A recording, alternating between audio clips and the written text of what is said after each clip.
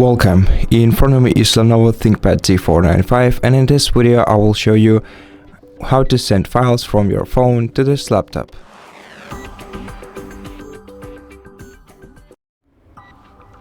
First, open the web browser and search for PairDrop.net website.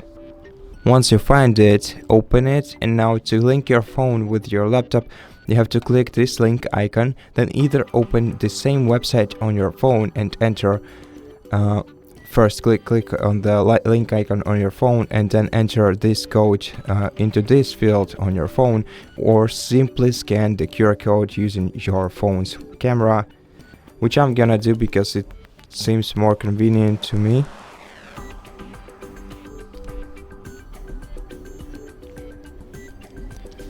And by scanning this QR code and opening the website, your devices will be connected automatically. Now what you have to do is click the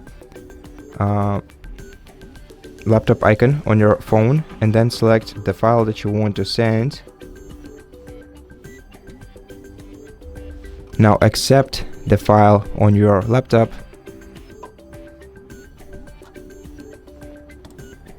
And it will be downloaded.